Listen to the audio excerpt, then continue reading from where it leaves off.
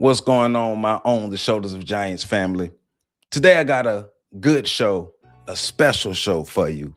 And I'm not alone. I have one of my good brothers that I met doing community work here in Tallahassee. He's joining me today, Mr. Andre Shaw. And we have a good discussion that's going to be centered around Black men's mental health within the system of white supremacy. How has it affected us?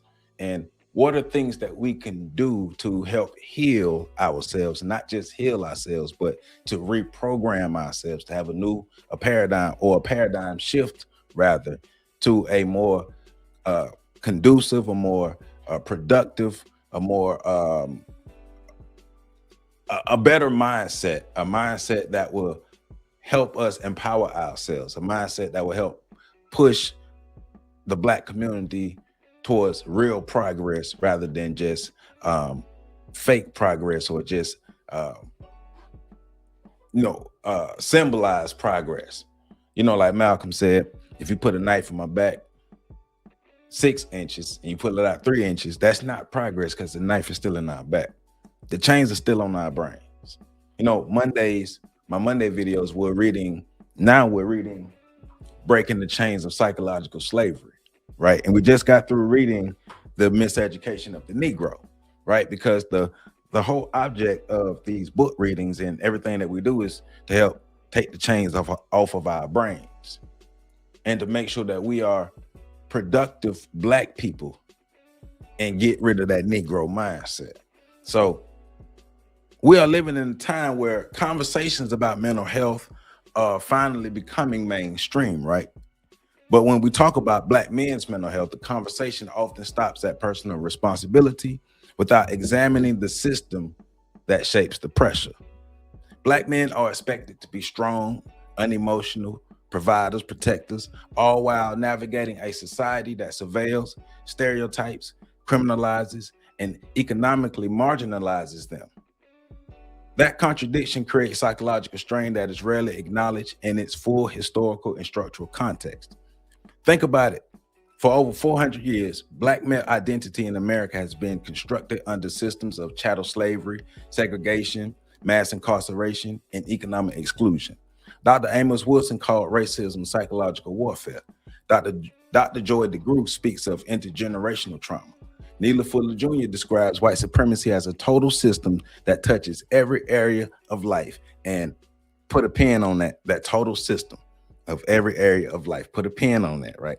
Dr. Francis Cress Welsing examined how fear and power dynamics shape perceptions of Black masculinity. So tonight, we're not just talking about feelings, we're talking about structure, we're talking about survival, we're talking about healing.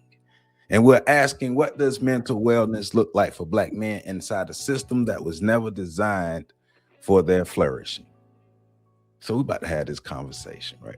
But before we get deep into this conversation, let me run my commercial real quick. Go ahead and get this out the way so we can go ahead and get into this conversation. So I told y'all I was going to get my merch shop up and running. So I've got it. So I want to show y'all my merch shop. So this is it. So I got some hats. So I got my own The Shoulders of Giants hats available for order. I have shirts. This supposed to be like a canvas, some kind of shirt, jersey shirt. I don't know why they got that design, but it's a jersey shirt. Somebody wanted. They got hoodies, regular shirts, heavy, what they call it, the heavy tee, tees for men's, unisex tees for women, everything. I got a mug. I gotta get this mug too. But this is the merch that I have available. See, I got my mug, I have my hats, and I have my apparel available. And all of that is, the links and stuff are below and connected to the video. So I got my merch shop up and running, been working on that for a minute in the background to get my merch shop up and running. So I got it up and running. So if you want to support the channel and get you some merch, it's all available, links below and links attached to the video. All right, so you know how we do. Go ahead and hit that like button, comment, subscribe, share. All the links to support are below. You see the website scrolling below. We're about to do this thing. So my brother from another mother, like I said, I met him doing work here in Tallahassee, Florida, doing work in the community. has a background in mental health. He's a good Black man. He dedicates his time, his soul, his spirit to making sure that he can help uplift our community and any community that he can touch. And with that being said, I want to bring up my good brother, Mr. Andre Shaw II. What's going on, my brother? He's Black man, brother from another, for real. Hey man, you know how we do, man. We gotta let them know we real out here in these streets. We real out here, man. You know, with that being said, I'm sorry. I just want to say, it's a really special feeling when you meet somebody who not only has the passion, but somebody who also has the scholarship. I appreciate it. You studied. So I ain't got to argue with you about the stuff I used to argue with people 10 years ago. We done passed that. Hey man, me and you was in the same boat looking at people like y'all stupid. Yes, sir. Exactly.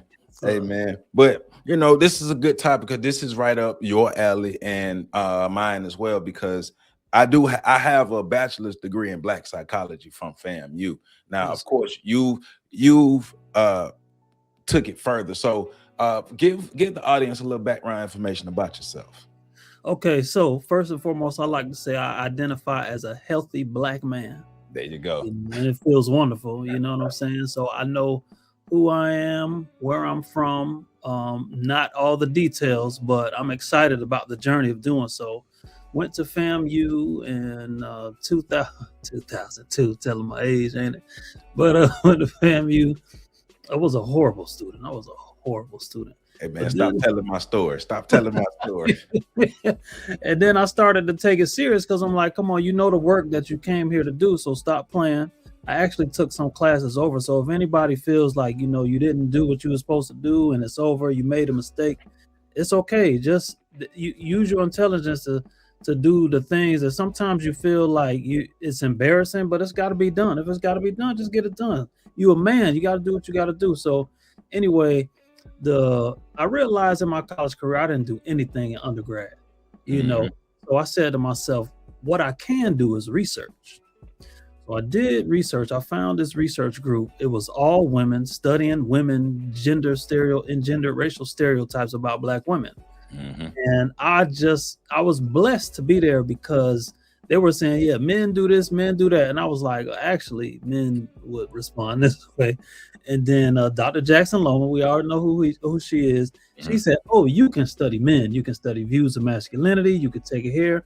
And she just opened my world to what constructs of masculinity, Black masculinity. We incorporated hip hop. We incorporated the idea of being cool, which has a lot to do with why we are where we are, but you know, that's we'll talk about that later.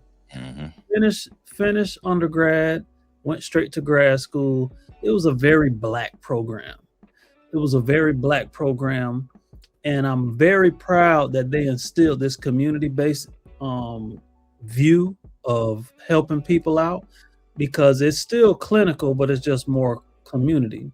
And I didn't appreciate it when I tried to get into the field, but the whole entire journey was, you're going to figure out how hard it is to do this work, because you're going to come up with some answers to these questions. So yeah, I did 7 years of mental health as a clinician, and now I'm the founder of Just Near Professional Listening Services, which is non-clinical safe space framework emphasizing listening, not the listening that you people think it is, but more so something that Andre Shaw II has put together with 7 years of clinical expertise. And I'm very excited to implement these services into our community. I think human development is one of the most important things, those milestones that we're supposed to have. Many of us don't have it because our village is not together. So, I'm here to, I like fighting people that's 5 times my size, but I don't like going to jail and getting in trouble. So we'll just take on the system. You know what I'm saying?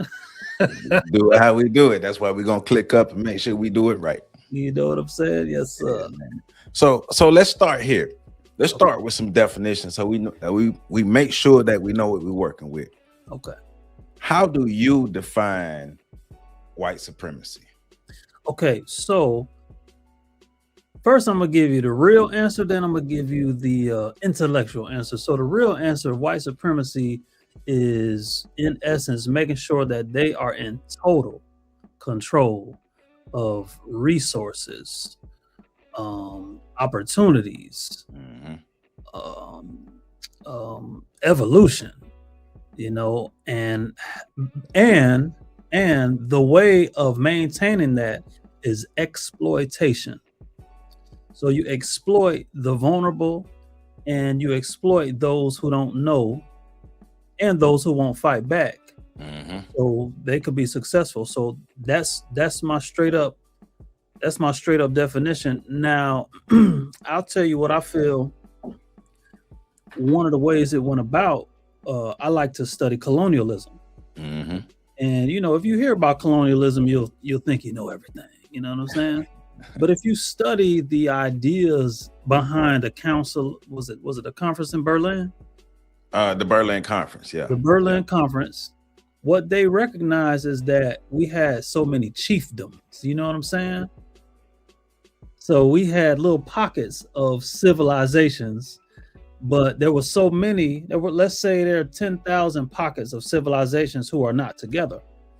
Don't have any not literature, but yeah, I guess so, literature or documentation about what the government is, what the African governments were. Right. And so it was just slim pickings. We'll just come pick y'all apart, turn y'all against each other. And to this very day, someone brought it to my attention. The word is tribalism. The tribalism that we suffer from, even in the States with the gang banging and stuff. It's easy to turn this group against the other group and say, all right, go do our dirty work for us, and we'll just come pick up the waste. So I learned the caveat to that, because yes, we are steeped in tribalism as Black people, as African people. But the caveat is we're actually steeped in tribalism as human beings. Yes, sir. Because it was I guess if you look at it like this, like when the colonizers first showed up in Africa, the tribe of Portugal versus, I just used the Igbo tribe, and so it's like, yes, these European tribes became a collective, and they became different types of tribes, which became countries and states and stuff like that. Yes, and which like how we exist today.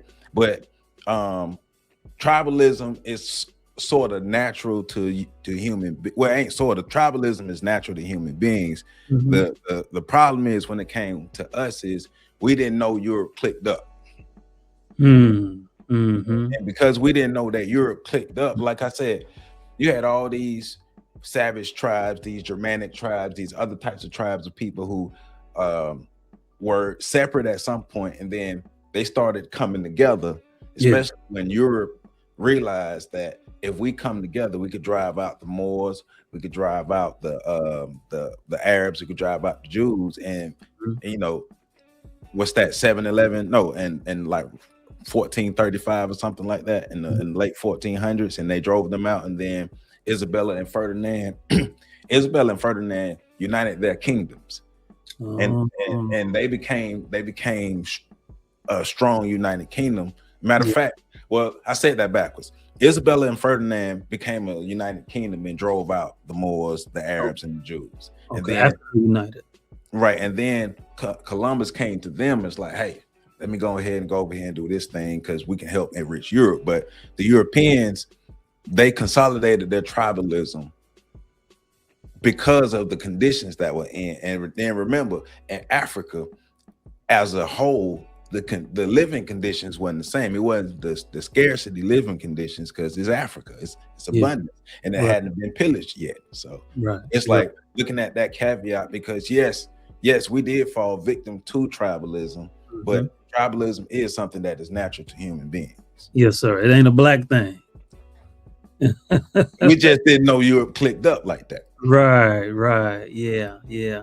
So I would like to say, think it was something I was going to say also about white supremacy. Okay, so the other definition I have for white supremacy is because I have decided I'll talk about it now because of who I am. Well, where I got my degrees from. You know what I'm saying?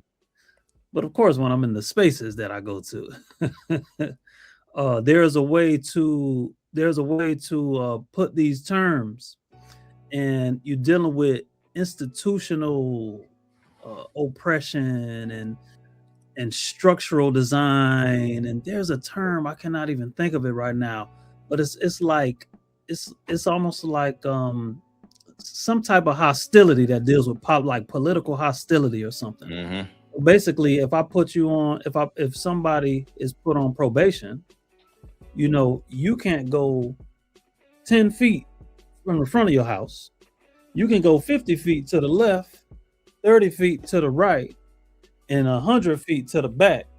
So if your dog or your child run out past 10 feet and you cross that 10 feet boundary, you violate. Yeah. What sense does that make? So that's another version of how white supremacy works, and the institutions, they continue to penalize because that's what it's based on. It's it's punishment, penalties, and you violated. I don't want to hear your story because you violated. It's against the law, and those prosecutors, man, they got blood on their fangs. Right. So, and I want to say one last thing. I think it has occurred to me that, let's say a state used to be extremely racist in the past, pre-Civil War, and during Jim Crow. And today, what that will look like is the harshness of you getting one small violation, and the next thing you know, you're wrapped up in the cycle of, man, I got to pay so many fines. I done violated. I don't even know how to expunge my record. I don't know what's going on. I think I just need to move upstate New York. So, all right. So, I'm a add on to you, but say it like this. So, Yes, sir. I know the way slavery was taught to us and the imagery and things that we saw, and a lot of it that we saw was that it was an equal number of men and women that were initially brought over as slaves. But that's not necessarily true. They brought over more men than women because of the need for the physical labor. Wow. So they did have more men because a lot of the primary jobs of women were to be as aid by the white men, to be their concubines. Right. Now, I'm not saying black women didn't till in the fields and stuff, but of course they brought more men than women. So reminding people that the black man was white supremacy's was originally and still is white supremacy's main target, the black man. You take away the man, focus on the man, take away the man, disable the man, retard the man, whatever words you want to use, do that to the man, then the woman and the child are vulnerable to be programmed. And so white supremacy has always been emphatic about focusing on keeping us down, docile, weak, and all these different things. They're going to attack us in many different ways. So what you're talking about made me think about the slave codes that were implemented during slavery. Yes, sir. Yes, sir. And Code Noir, the Black codes, all these different slave codes, and vagrancy laws. Because and then because vagrancy laws were implemented after slavery was abolished, after emancipation, all these things here. So, and then remember, slavery is still legal under punishment of the law when you go to prison. That's still legal slavery. So they created all these vagrancy laws, all these other laws to get black men arrested for basically doing nothing and putting them back in the system and still keep that slave labor going. And look at the population of black men that are still in the penal system now. Of course, it's not as large as they once told us, but it's still a significant number of black men who are being targeted. And so going to what you're talking about, looking at mental health from a systematic point of view, but looking at racism as well from a systematic point of view, because if we're dealing with a system of white supremacy, because like my thing for white supremacy is it's a system that's designed to dominate and control, and it dominates and controls all 9 areas of human activities: economic, education, entertainment, labor law, politics, sex, religion, and war. And that's not my definition. I got that from Neely Fuller Jr., but it makes the most sense to me. Looking at, because it's basically in conjunction to what you were saying, how you define white supremacy. It dominates and controls and exploits all areas of human activity of the group that is below them, of the group that they have the power over, and being able to look at that. Can I say something also? So I was studying World War One, and I was coming across why it even happened in the first place, right? And it's so interesting because it all ties together. You know what I mean? And so, in a nutshell, there were a few main things that each country were trying to do. They were trying to be imperial, which they're the greatest, right? They were saying that our military is the strongest, therefore we're the most powerful. So we'll beat you and we win. So we're the greatest. So we're greater than you. Right. There, and then nationalism. There's another one that I can't really remember, but the nationalism is you die for your country, and you go out there and you prove that we're the best. But the funny thing about that is, like they say, you know, rich man's war, poor man's fight. So, yes, sir, you go die for us and let them know we're the greatest. And we'll just have ceremonies to remember. We won't even know who you were, but we'll just have a ceremony to remember all y'all that went out there and died for your country. And so to me, to tie that into why they were considering themselves the greater militaries, because they were exploiting Africa, exploiting the resources to fuel their industrialism. So the economic aspect, the identity aspect, and they just became ruthless. Like, no, we need the rubber. You know, what is it, Leopold? Leopold, crazy. We need the rubber. Get us the rubber. Give me the rubber, or else I'm gonna cut your hand off, feet off. I'm gonna do the most inhumane, brutal things to you because I need that rubber. Yeah. So, have you ever read the book Things Fall Apart by Chinua Achebe? No, sir. You the OG when it comes to the books. I used to think I was on it, but you the OG with that. Hey, that's a must read. It's a novel, but it's a good book. But one of the things they talk about in that is how missionaries were used as a first wave of warfare before the actual physical confrontation happened. So let's take the country Nigeria. So they send 2 or 3 missionaries into Nigeria like 30 years before the physical conflict happens. So these missionaries are converting people. First of all, think about the trauma and the effect on your mental health with somebody coming in and telling you that the God that you and your people have been worshiping for thousands of years is wrong. And you have to believe in my God unless you're going to hell. That's gonna mess you up, right? In eternity forever. Especially if you believe it's gonna mess you up. And so you have people believing this stuff, and then you have some people buying into it. So they get comfortable with the missionary because the missionary is there for so long. But it's also a reconnaissance mission. Missionary leaves, say I got to go back see my mama and all that stuff. Missionary leave. Next time you see him, he with an army of 100,000 white boys in 10 suits and guns and cannons. And then here we are in America. Right. People don't understand that's the genesis of our trauma. Right. Goes deep. So with that being said, from your perspective, how does systematic racial dynamics show up in the lives of some of the Black men that you've had a chance to sit down with, or just Black men that you interact with on a regular basis? Okay, so I would like to go back further and further, but I would like to start with more current and then go back further and further. Okay.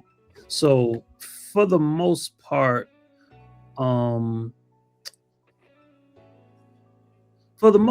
today, it's like it's like the weight of this system on top of the weight of the past systems on top of the weight of those systems. And I'm gonna tell you something about people, but something about us. We are so ancient. Our DNA, genotype, phenotype, whatever it's called, goes back millions of years. Yeah. We think, some people think that Adam ate the apple 4,000 years ago. That's a joke.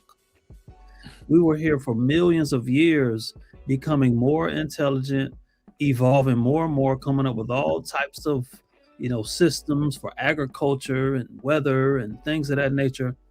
And so we adapt. But the thing that I realize, every time we adapt, those who intend to oppress us, they make new laws. So one thing that our adversaries are good at, I'm starting to use the language now, they're good at creating a law like this. Today, I went to the Capitol. I learned that, they have the meetings, they got the Senate side, and then they got the House of Representatives side. And you go up in there and you be like, where am I? I don't know nothing about this. I'm lost. You know what I'm saying? And look at, these are like for the bills, these new bills they're passing. And when I tell you, they'll have a meeting. It's so formal. It's so structured, it's so organized, and it's so quick. And before you know it, they're like, all right, meeting adjourned. Like, what happened? Right. What happened? So we get, first and foremost, we're not around for the rules being made. Right. And then if you go back a couple decades ago, maybe our education of what's going on, we're a little delayed of what's happening. We may not trust exactly. I'm gonna stop right there. And I'm gonna ask you. I'm gonna be real. I'm gonna do this thing that we need to do, man. Can you ask that question one more time? Because I do not like just talking. And I got you. So, white supremacy, it functions as a structured system. So, how does systematic and racial dynamics show up? How does systematic racial dynamics? How does the effects, basically, how does the effects of white supremacy show up in the lives of black men, basically? Okay. All right. Wonderful. So there's this article in this about views of black masculinity and manhood. And it's from a sociological perspective, going back all the way to maybe late 1800s with W.E.B. Du Bois and what they considered being a black man was. But it also talks about the experiences of black men. So first and foremost, even if you talk to the elders today, because I don't like to attack white people about what goes on to us, but I do like to keep it real about what has happened and just what the truth is. So, but if you talk to the elders, they'll tell you all of the things, the nasty things that was done to them. And it's just kind of like, yeah, man, the white man did this, the white man did that, but during those times, of course, there was the idea of masculinity. You weren't able to be that. Right. You were called a boy, you weren't able to flourish as a man. You couldn't protect your family. That doesn't mean that we weren't protecting though. And that don't mean that we was just getting beat up everywhere they showed up. Right. Narratives, false narratives for a reason, right? Right. So over time, of course, as you said, the target has always been the black man, and the black man being removed from protecting his family. I'll tell you something else. Every time we did good and there was no reason to bring us down, there was no way to manipulate, it was straight up brutality. Right. It was massive. Eliminate them. Right. Yeah. Okay. So, and speeding up, then there's drugs. There's always drugs. That's always going to work, right? And so, even to this day, what I believe is, if you take the older generation, naturally, the older generation is going to disagree with what the younger generation is doing, and right. it can even be put in terms of decade. So this decade is not going to see things as the old decade. So from 80 to 20, they're looking at each other like, boy, boy, boy. Right. Well, and I don't agree with them. I don't deal with them. I'm scared of them, right? But the idea of divide and conquer still works. However, this book starts to go into what's happening today. And it will say things like boys' experience in schools, they don't think that school is not necessary, but they wish they were at a better school. They wish they were at a school where the resource officer wasn't down on their case all the time. Right. In between class, you late, so you got to go to the office. Versus, that I got to walk all the way across campus, and I got a girlfriend, and I try to get something. There's to put it this way, a lot of the structure doesn't fit human reality. Right. And we're the most vulnerable when it comes to that, because I'm gonna tell you something about what I believe about women. Women will take a chance and get in. Well, back in our day, they would take a chance and get into a certain career, a profession. They work for the bank as a bank teller. We used to think that was soft. Mm-hmm. You know what I'm saying? And that ties into the music, because those role models, even the ones that we had when we were younger in the music, they literally raise you. I'm all over the place. I'm all over the place. But so that was by design, though, because we're talking about how systematic the effects of white supremacy show up in the lives of Black men, though, right? And so like, think about what you were talking about, right? Did we control, like, at the fundamental level, did we control the image of the Black rappers and the Black males who were the rappers? No. Because we didn't control the images, we didn't control the labels, we didn't control the messages, we didn't control anything, because this gangster rap that came out of nowhere, it did just that. It came out of nowhere. Out of nowhere, yeah. I think Schoolie D was the first out of Philadelphia. Then you had like Ice-T and them. Then it go to NWA and all these things there. But it took a turn. It took a turn. But remember, the industries really got behind this type of music. The industries, the white record labels brought up the Black record labels. But I ain't gonna get into that. That's a different show. But it's still systematic. We didn't have control over the message. We still don't. We still don't have control over the image. We still don't have control over what we see in the media, because our media presence is better than what it was, but it's still not the power and control aspect that we need. So we still see those images that are not the best for Black men. And that does, in my opinion, have a negative effect on the psyche, because I'm just looking at how it affects the young people and how it affected us. So I would like to actually stumble through, because now I'm starting to recollect the different things that this article is talking about. It's so important. I'm so mad that I don't have it right now. But so basically, when a young boy is in school, you already know, what is it? The school to prison pipeline, right? So what happens is, most of the schools, especially the Title I schools, they're not necessarily structured for success. Schools shouldn't even have that many kids in one classroom, right? And some of the teachers don't have any understanding of how children are, especially today. How children are, how to deal with them, have the patience for them. So that's one thing. Children automatically have attention issues, because you go from being an infant and doing whatever you want to do to dealing with rules. Of course, I'm gonna say, no, I don't want to do that. I want to run. I want to take off. You got me sitting here listening to you. This is boring. Kids will tell you that all the time. It's boring. Right.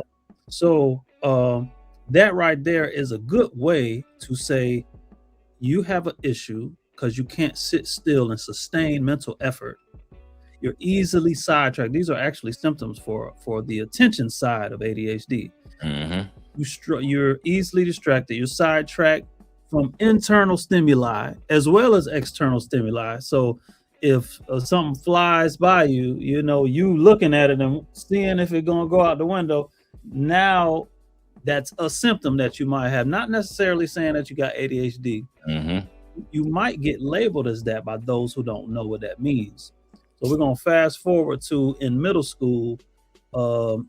Somebody even did a workshop saying if you don't have math down packed by the time you're in the 4th and 5th grade, in middle school, you're on your own. Yeah, I know. Trust me, I know. You know what I'm saying? So by the time you're in middle school, you're on your own. So, and I'm supposed to be learning, but at the same time, I'm supposed to be passing this damn test that can't nobody really pass, you know? And then, like I said, it says something, it mentioned sanctioning, the sanctioning methods of the little black boy with dread. Yeah. Around, you know what I'm saying, having a good old time dancing, you know, got the girl like this, you know, he's playing around, but he's smart as hell. He's smart as hell. In fact, he's smarter than everybody in here. And if you gave him a chance, you gave him an opportunity to display and showcase his talents. If you're looking for other aspects of intelligence, not just SAT intelligence, but savviness, creativity, social skills, you know, that type of intelligence, you'd be like, man, this man, he can be successful. That's why Gucci, T.I., all of these type of guys, they can be successful. Go ahead. Right. No, man. Look. You cooking. So you're right. That young black male is very intelligent, but that intelligence is not being nurtured. And in my opinion, that's one of the symptoms of the system of white supremacy, and also living in underdeveloped or even undeveloped communities. And what is the attention level that the parents are putting on these young black boys? What is the education and competency level of the parents? Can the parents even help the child with their work? Do the parent have the time? Do the parent even care to do it? But those young men will be grossly underdeveloped unless they're put in an environment that is conducive to their learning. But they are bored. They are running around trying to do something different because this is stupid. What are we talking about? And then it's like, but those are the same young men who are constantly in trouble. Yeah. And like you're saying, because of the labeling, because you already have the look, especially down here in Florida, the boys got these wigs. and you know, they look like the rappers on screen and all these things here, but once again, all of that is by design, all of that is programmed, because you know, I'm not denying that we are the culture. I'm not denying that we have a very influential culture, but I think we deny a lot how influential the system of white supremacy is and how it dictates our culture and our behavior. Yeah. You know, so that's what you made me think about when you said that. So piggybacking off of what you just said with the Wicks, it also addresses the adultification of youth, right? So something that's very important about everyone is in your adolescent time, which is puberty. We're all familiar with puberty. You're going to experience a major shift in brain development. For teenagers, it's because your sexual reproductive organs are going through a maturation phase. And so hormones are going this way and that way. And so emotions are going this way and that way too. And so they're agitated, they're irritable, they're easy, you know, pushy, you know what I'm saying? They're stressed out, let alone most of youth will tell you that adults won't let them speak. You know what I'm saying? Adults won't let them speak. And so sometimes they're right. The adult is wrong. Right. And so it takes a level of love for the young people. And it also takes a level of mature understanding. If they got a logical point, you don't have to get in your feelings. Right. We all make mistakes. Elders, you know, we all make mistakes. Grown-ups.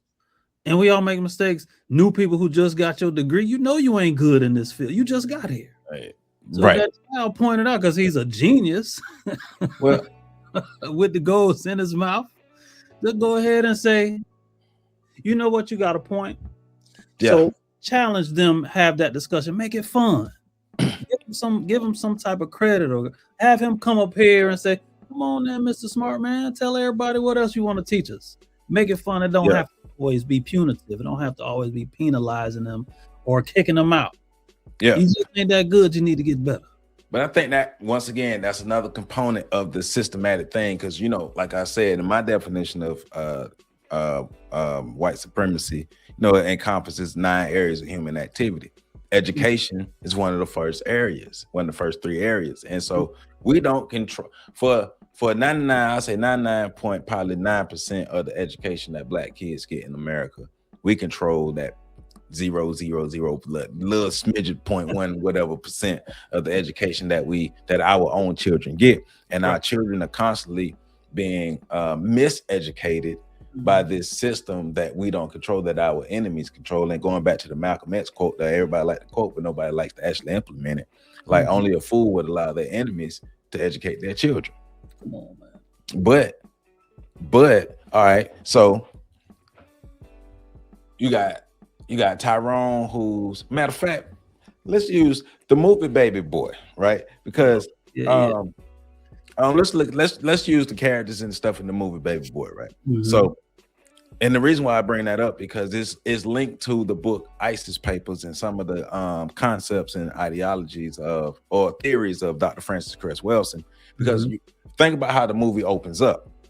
Yeah, right. The movie's opening up and he's quoting from the ISIS paper book by Dr. Francis Cress Welsing's her theory about the Black male not being able to be a Black man within the system of white supremacy. And so because we've been denied the spot of the Black man, we operate as a male, boy, girl, all those things there, right? But when Jody was the bad guy. Jody was the one of the main underdeveloped men in that movie, right? Yeah.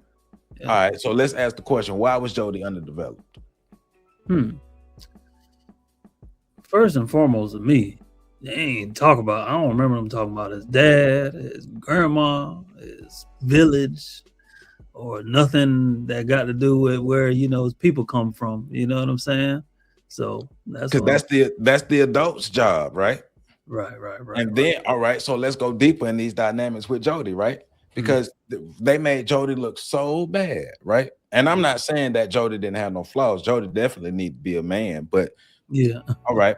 So let's look at this too, also, and looking at how the image of the Black male is always skewed. So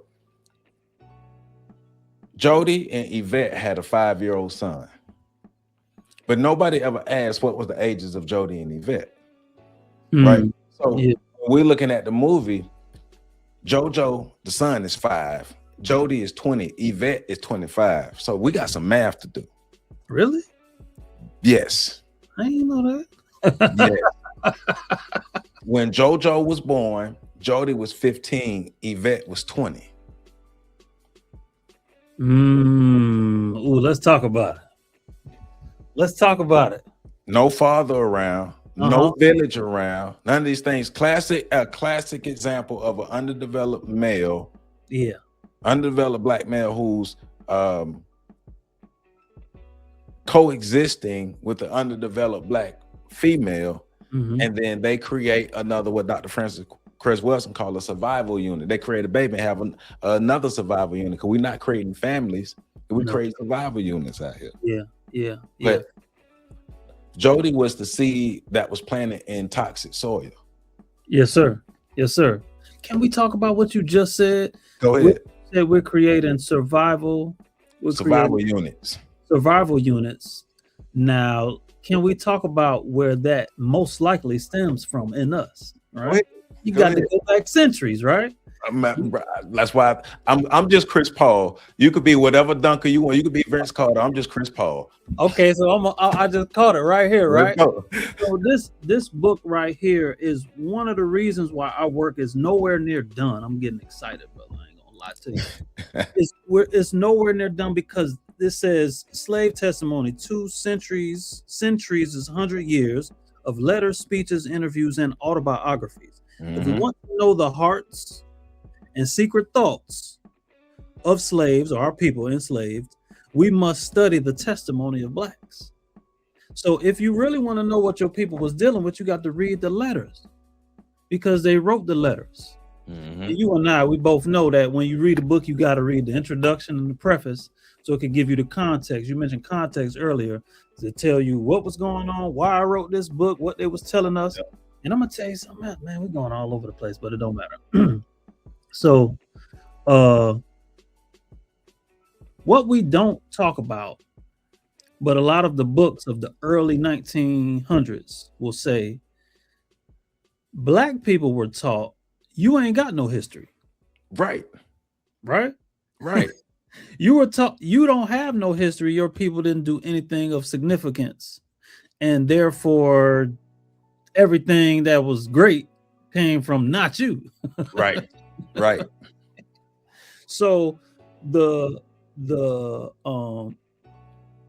goal, not even the goal, the drive was, how could that be true?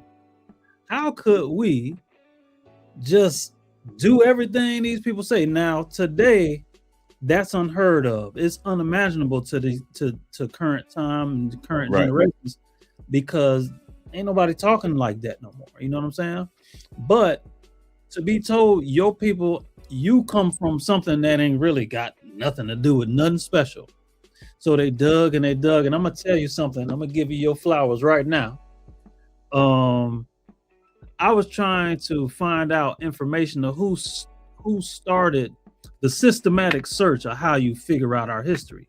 It was William Leo Hansberry, right? He was one. I'm looking for a name now. A pioneer. William Leo Hansberry was very instrumental, because I'm looking. It was a lady, last name Houston. I can't remember her first name. Okay. So, but he was in the introduction of Destruction of Black Civilization. It was mentioned that for 35 years, he couldn't find much assistance, whether somebody else was doing it, which we know they were, right? But he stood in his own territory, getting as much information on our history as he could back in the 1800s, right? So when I tried to figure out who he was, then your channel came up, and I was like, that's the man right there, man. If you want to know something, you need to ask the brother, because he know more than he's already on it. You've been on it. So yeah, that's something I wanted to give you your flowers about. So let me see, where were we before we went off on a tangent?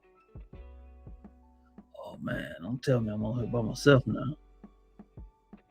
Anyway, so he'll be right back, I guarantee it. So what we were saying, we were talking about the survival units that we create in the hood, mostly by just making babies and having a kid here and having a child here and having a family that don't even know each other, siblings that don't even know each other. Back in slavery times, of course, we were used to breed. And then we were separated from our families. You were sold miles and miles away. Much of these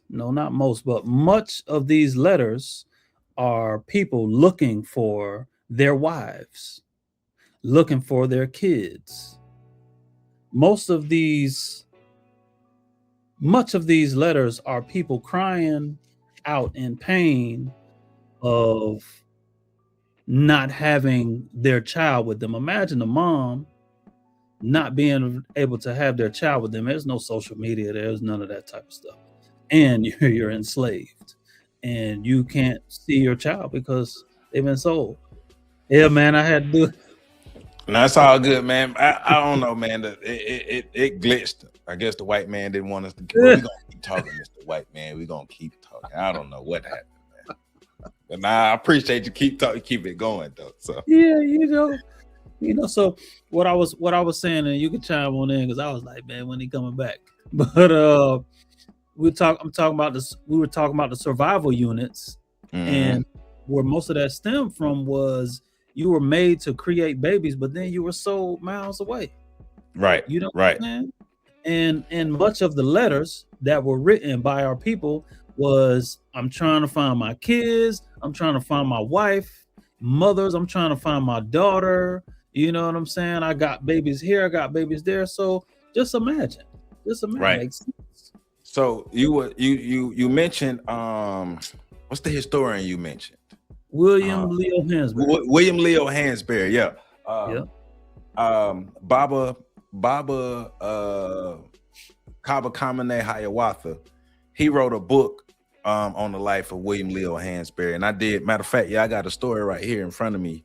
Okay. I did on my website and on his YouTube channel. I have his story, but he was preceded by a couple of historians. Like I'm not going to say Edward Wilmot Blyton is like a stark historian, but Edward Wilmot Blyton wrote this book, Christianity, Islam, and the Negro Race, and this is like in the 1800s, preceding William Leo Hansberry. But he's known as the father of Pan-Africanism. Oh, really? Edward Wilmot Blyton. Now, he wasn't necessarily one of the gentlemen that were doing the Pan-African conferences and things, but like early ideas and stuff that led up to that. Yeah, and then I found the lady, Drusilla Dungy Houston. Okay, she wrote the Cushite, the Wonderful World of the Cushite. Yes. And so because she was in the late 1700s, so she was born in 1876 rather. So she was. So she was one of the early writers to talk about like the history of Africa and the greatness of Africa. So can we talk about this? And I would like to present it and have you go into it because you're the man when it comes to all this stuff. Go ahead. The idea is to find books, right? No. Okay, let me back up. The idea used to be, if you want to learn your history, you need to learn the history of your oppressors, right? Right. And so at first I heard that, I was like, man, that's too much reading, man. Nobody want to read all that. Nobody want to read all of Europe history. However, what I have been hearing after understanding what that means, if you read these books, the autobiography of Leopold or whoever, then there will be fragments. They're gonna tell them themselves. You know what I'm saying? On page 291 of something that's going to lead you to another source of information. You ain't gonna get nowhere else. You ain't gonna get it on the internet looking at a million different, with 100 tabs open. So I keep telling people read books. You have to read. So I echo the sentiments of Dr. John Henry Clark. Read everything you can get your hands on. Read everybody's point of view. We're not saying it's right, but you need to, like you said, there are nuggets in there that you can use to help learn something else. And everybody there has not been a group of people in mass who's actually been a true ally to Black people. No, ever. But you have to read them telling their stories to get that. And we don't know, not only do we not know our history, we don't know the history of our oppressors. We don't know the history of the people that we're trying to ally ourselves with. Because we have this, I think another symptom of the white supremacy is our inferiority complex. Yes, sir. The idea that we can't do on our own. So we want to align ourselves with all these other groups of people who are either waiting to oppress us, i.e. Chinese supremacy specifically. Wow. Because if people thinking white supremacy fall today, the world just gonna be good, world peace just gonna happen. Please, man. No, they're not the only- Asia, specifically China, is waiting. Mm, Why do you think they creating BRICS and all these other coalitions and things? What was the movie 300 about? It was about people trying to gain power. Think about all these historical movies and all these historical events and things that happen. All these wars. These wars were fought for power and resources. Money, power, land, and resources is what all of this stuff is about. Yeah, right. End of the day. But you got to read the books to know that. Can I also add, in addition to the books, what helped make me feel better about it in the introduction, I believe, of Destruction of Black Civilization. Great. He says you read the letters of read the letters by the captains on the slave ships. Mm-hmm. Read what else did he say? The articles from the missionaries, the letters from the missionaries. Read the statements made, I guess, by the treaties or something like that. And then see, because let me tell you what got me back into this thing, man. Last year it hit me. We know of our history in ancient Africa, right? However, there are other groups claiming that they were the original Egyptians. And at first I was like, wait a minute.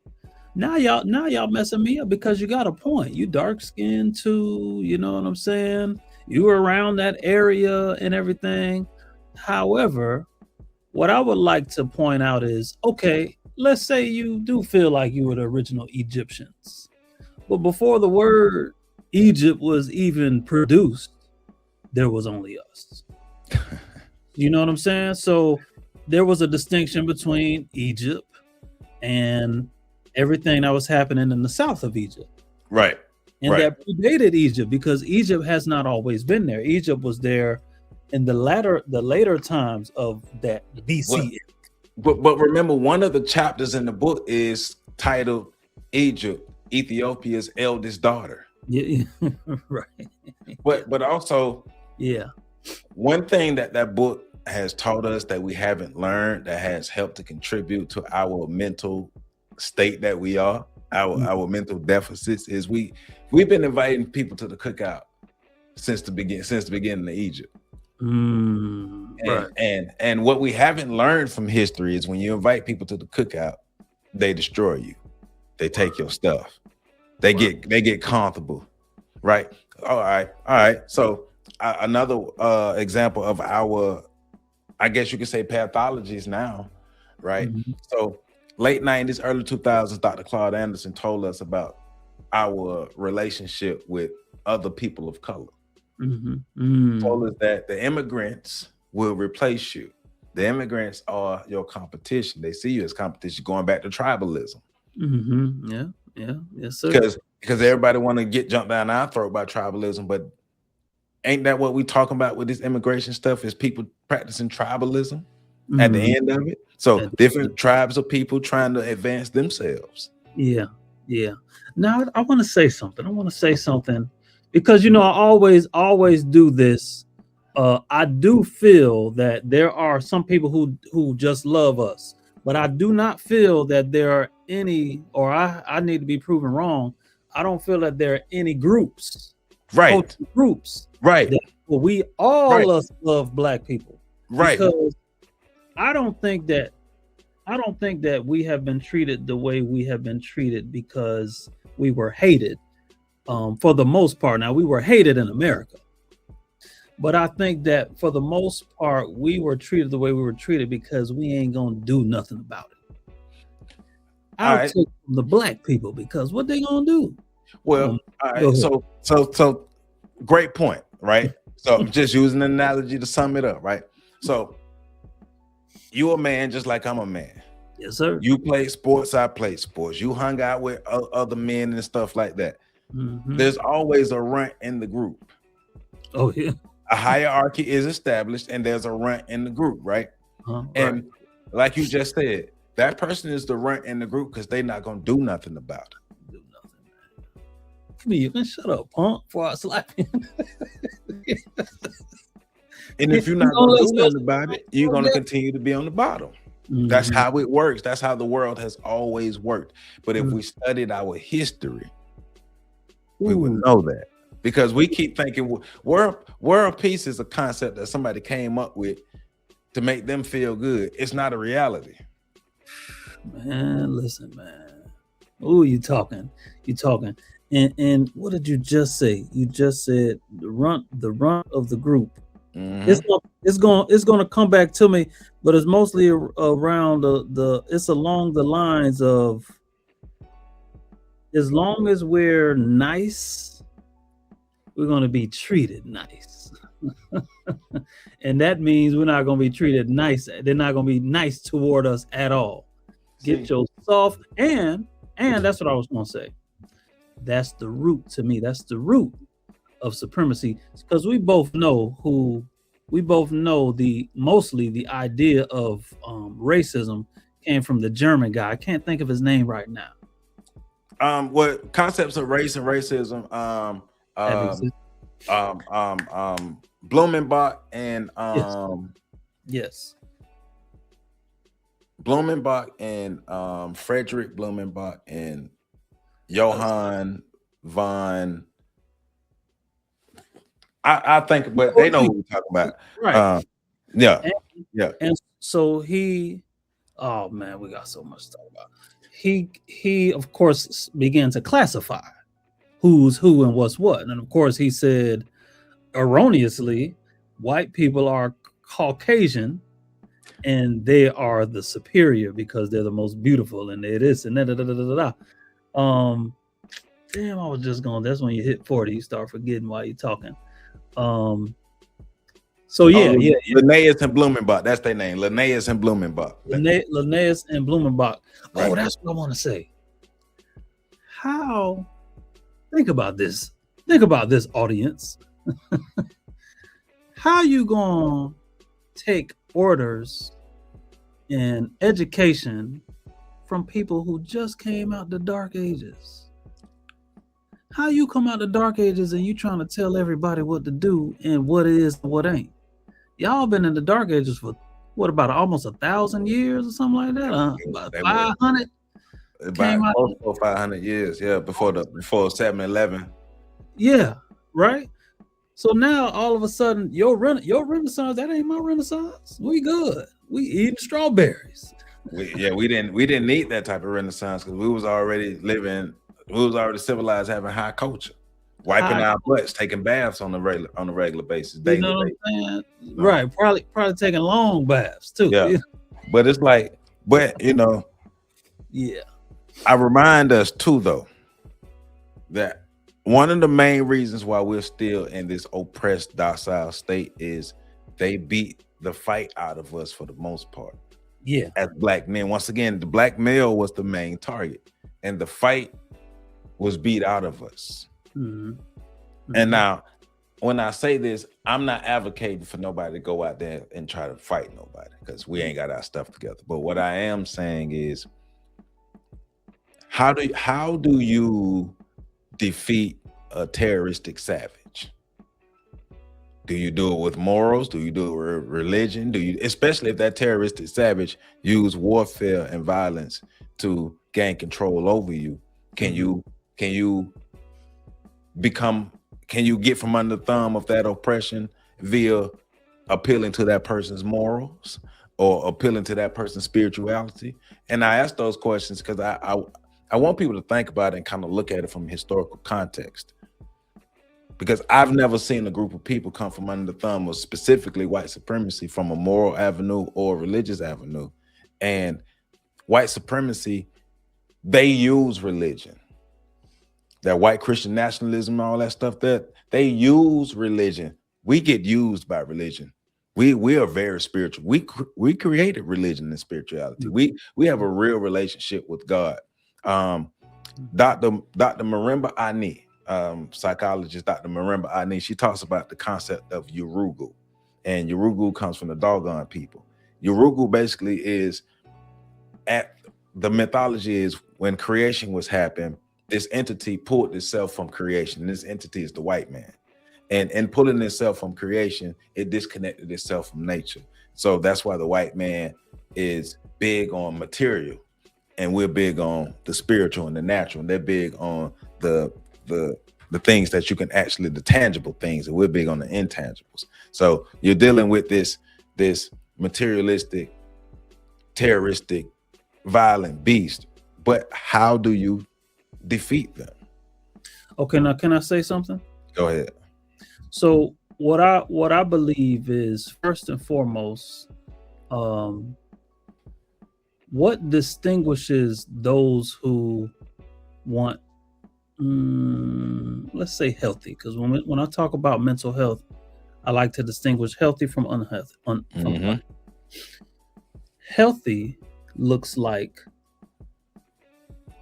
doing things that's going to align with self-preservation, not just preservation of your own self, but self-preservation of one, starting with your group, right? And those who are okay with your group staying healthy and blossoming and blooming, you know, however radiant we are, right? Yeah. And I think, because I always like to distinguish evil from those who are not. Right. And to me, it's important to start with character, right? This book here is giving you rules. It's I believe it is the emperor or the king or the pharaoh's right-hand man teaching his son, this is what you're going to have to take with you in order to have a civilized kingdom, not just your neighborhood or your state or whatever, your kingdom, right? And a lot of it has to do with, I mean, I've even taken notes, because these things need to be implemented. Understanding knowledge, restraint, self-control, you know, silence. When is the right time to be silent? You know, ethics, the code of ethics. Things we need To this very day. Truth, justice. This book is pretty much like a updated version of that book. This is the Compensatory Code by Neely Fuller, giving us a code of conduct to live by. Same thing as that book is giving a code of conduct to live by. Yes, sir.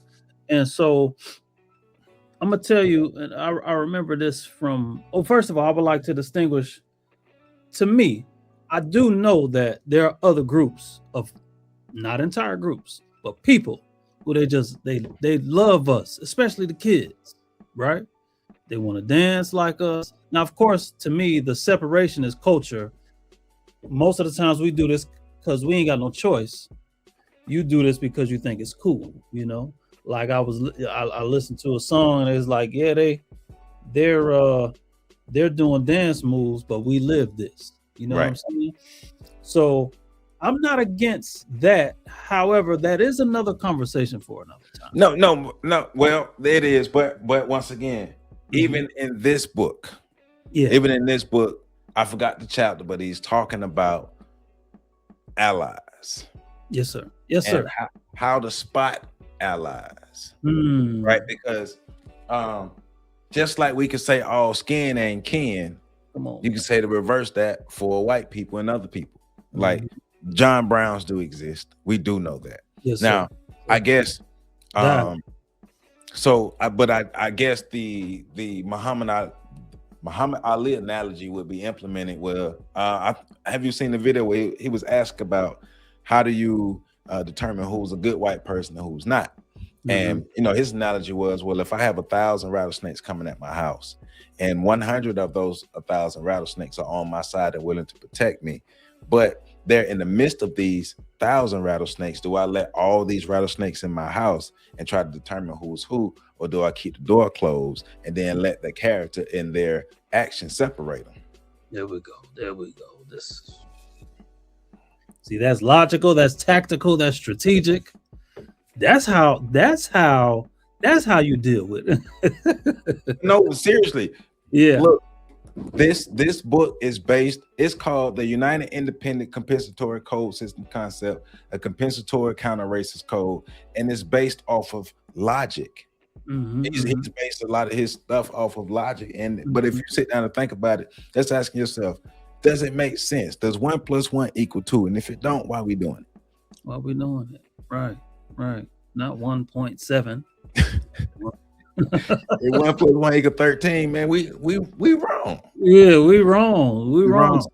So the thing that you mentioned about all skin folk and kinfolk, that's another issue, which to me, that comes down to character. I think that God's message is two things: love your neighbor, black man, and follow these rules that's going to help build character.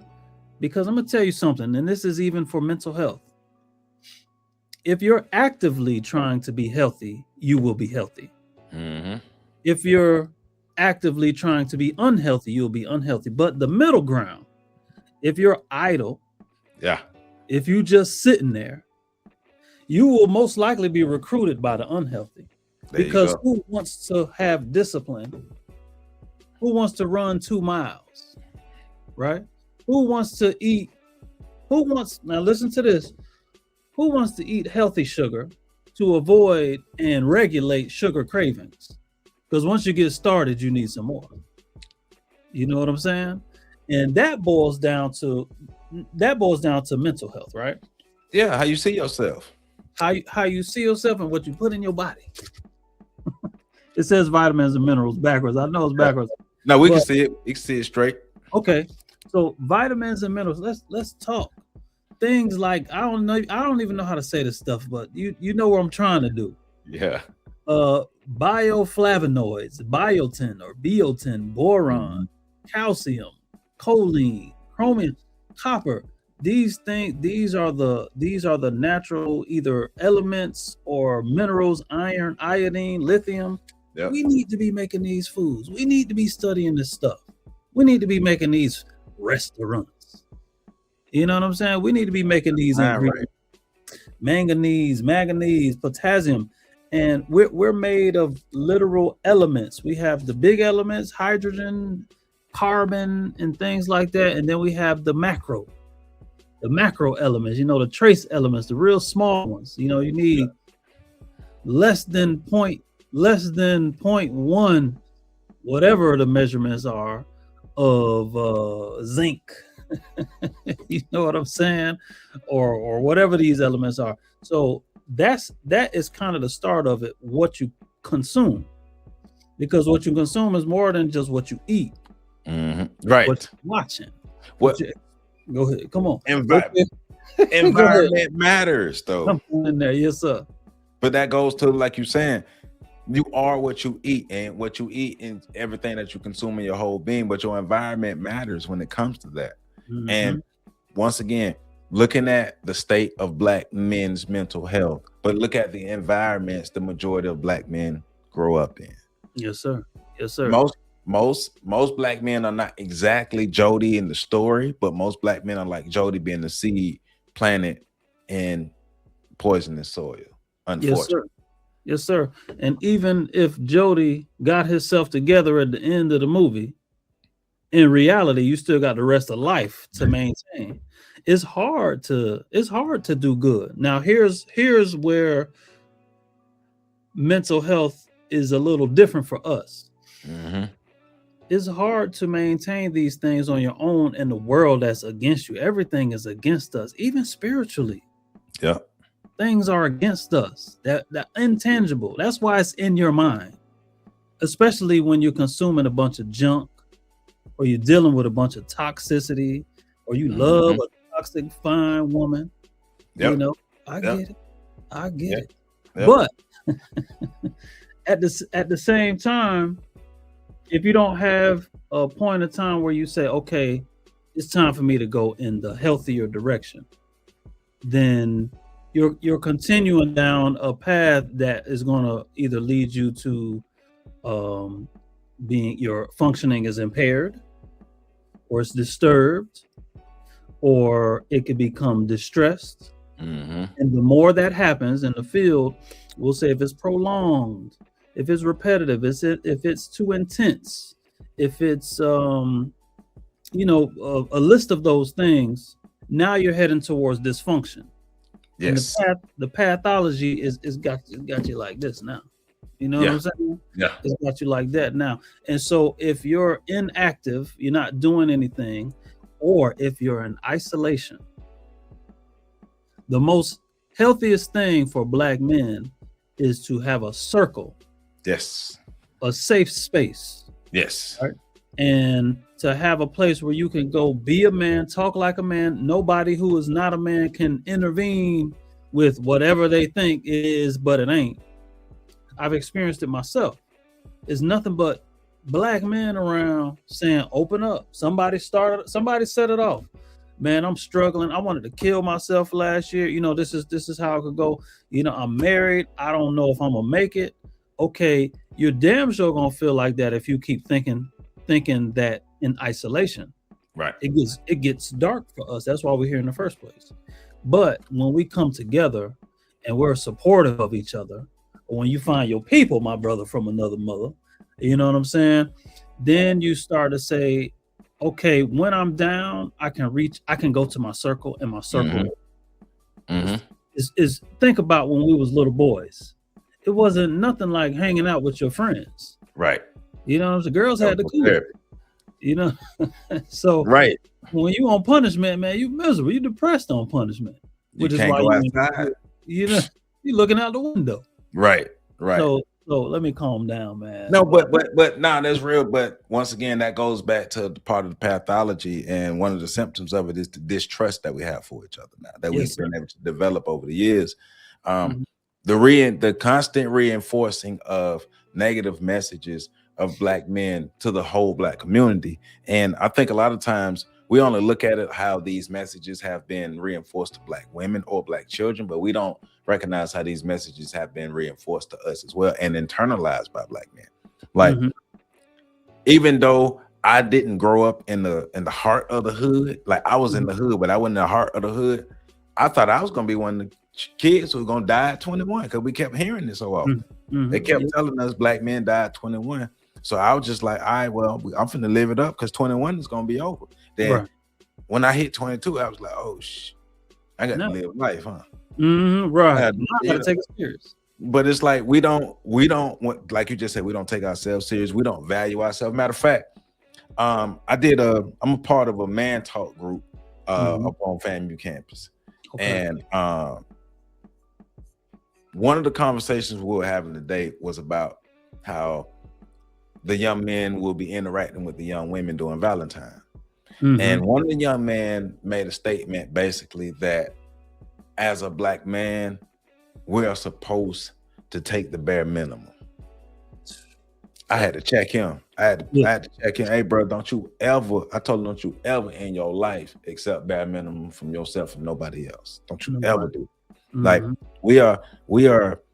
we've been trained to think that we're wallets, we're robots, we penises, and we just work tools. We don't have no emotions, no feelings, no anything. Because the idea of masculinity is you got to be hard, strong. I like, but that's not the men I grew up around. The men I grew up around showed all emotions. But it's that false narrative about what a Black man is. And then remember, everybody, because we occupy the space of male and not man, and so less power, less respect. Everybody can define what a Black man is, but us.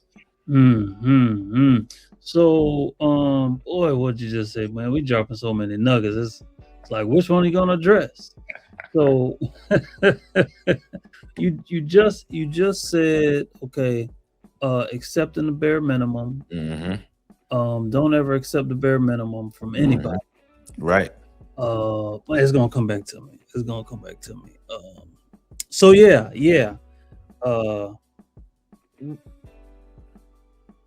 I think, boom, here we go. This is how white supremacy works, and I'm gonna tell you, I got 5% left on this computer. So wrap it up. So you can end it the way you ended instead of it just cutting off and be like, well, there you go, y'all. We finna wrap it up. That's how. So one of the most effective things that white supremacy does is it makes your culture survive instead of thrive. So our culture today is sad, right? Because men prefer to have 10 baby mamas, Yeah. right? With kids who don't have dad in the house every day like he should be, talking to the child, playing with the kids, not just on these days and those days. And I'm not condemning anyone because I do understand that we weren't aware. Hell, I don't have kids now, but I would have had multiple. If I was reckless, boy. You know what I'm saying? So thank God for the way things turned out. But I too used to think that these things were cool until I came across the enlightenment that the children do much better when father's home, not just sons but daughters as well. Right. Even thinking that it's cute to make baby mamas fight each other. Yeah, that's ignorant. All of the destructive cultural things that we have, all of the cool street, those things, they're like at the pit of what white supremacy, the effects of white supremacy. And so when you grow and mature, if you survive, if you're alive and free, which is what I try to encourage all the young folks to be, alive and free, don't get locked up and stay alive. If you do that, you'll see, man, most of the mental health issues I have is because of the decisions I made when I was younger. Yep. Most of the thoughts that I have today is due to a lot of the things me and my boys used to say to each other when we were younger, the nicknames that we used to give each other. It was cool back then, but now you all alone and you grown. And let's think a little deep psychologically. You have your conscious, your subconscious, and your unconscious. And then your unconscious is the depths of not just who you are, but probably not only just who you are and what you've experienced, but probably all the things that your people experienced before you even came. People don't understand, theoretically, a DNA stretches out to be 6 feet long. Yep. I'm just getting deep for no reason now. But DNA stretches out 6 feet long. So what does that mean? There's so much that you're carrying that is related, that is connected to the experiences. Yes. Intergenerational experiences that your people have. The greatness, and there's a spectrum of everything. So the greatness and the antithesis of the greatness, which is what you sometimes feel. You know, we carry the sins of our fathers. We carry the DNA of our mothers and our fathers, all the great grandparents and all the experiences that they had, let alone not knowing who your cousin is. You know what I'm saying? Right. Looking for your sister, looking for your cousin. You ain't seen them since y'all was 11. So a lot of the practices that we have used to survive that have now become a norm. It's cool to be disrespectful to the police. Well, you know the police could kill you, right? And get away with it. At this point, you still gonna try to? That's not healthy behavior. Yeah. So Well, that's why manhood training is what we're doing, and this good manhood training that we're going on. And we have to have these conversations. For just to let y'all know, this is the first of many conversations that we're gonna have. You know, we just had to set you up right. You know what I'm saying? But this is the first of many conversations that we're gonna have, and our focus in these conversations are Black men. We both advocate for Black men. We're both now in the Black men mental health space. Now I'm in this space now, so definitely moving forward to make sure that we can have positive dialogue. We're gonna invite other men to come on. I definitely got to get the brother Jeff St. George. Jeff St. James. They call him. He has the Ask a Brother podcast. Okay. I think he'll be a good addition to this conversation that we're having. And Jeff and I have been communicating back and forth behind the scenes, so we're gonna definitely set that up. But black male training, like manhood training. We got to get ourselves together as black men, but we got to realize what happened to us. We got to be able to build off of truth. We got to study it too. We got to read together. Got to. Hey, and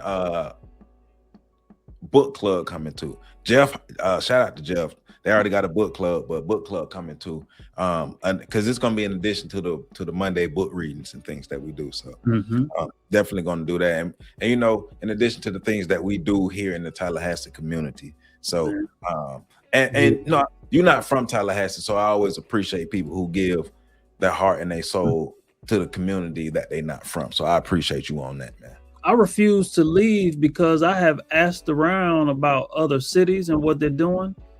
There's so much that Tallahassee is doing in terms of mentoring to the youth. We already discussed this. Everybody's heart ain't all the way in it, but at least you're doing something, and at least you're giving the youth something to look up to. So this is like an incubator, I believe that's the right word, for black men looking at the boys saying we got to do something with them. Otherwise, you know, the cycle is going to continue. And if we ain't careful, I'm going to be clear, especially since we're talking about white supremacy, although I don't use that word too often. If we are not, because if you didn't believe in white supremacy before, you got to believe in it now. Because what I've wanted to say is white people, these aggressive white people who are killing other white people, these were the white people we were trying to tell y'all about. These were the systems we were trying to warn you about, where federal agents can come and just knock you off. Yeah. They show us they have casualties on their own side in the movies, but once again, you got to read though. If you read, yeah. So before we close this out, tell people how they can reach you, how they can contact you, and you know they might need a listening ear. Yes, sir. So my company, Justin Ear, Professional Listening Services, you can contact me. You can call or text at 407-388-5171. Is smooth, it's non-clinical. It's a non-clinical way of just creating a safe space for you to express yourself, talk about your issues. It's not a lot of paperwork. It ain't really paperwork at all. I got 3 different. I can't give everybody everything because they'll show snipey boy.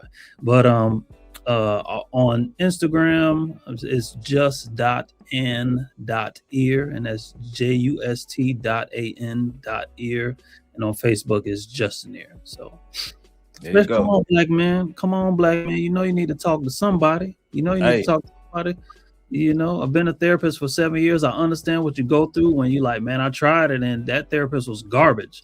I promise you this is not that at all. It's smooth, it's easy, and I guarantee you'll benefit from it eventually. Hey, man, that's how we do what we do, when we do, what we do, how we do. All right. So and all of his information is in the description. So you will be able to access my man and make it happen, man. So, you know, like always, I'm careful about the people I bring on this platform, but when I bring somebody on this platform, I want to make sure that we make an impact and drop some gems on you. So my brother, I appreciate you for being on the Shows of Giants. This is the first of many. So yes, sir.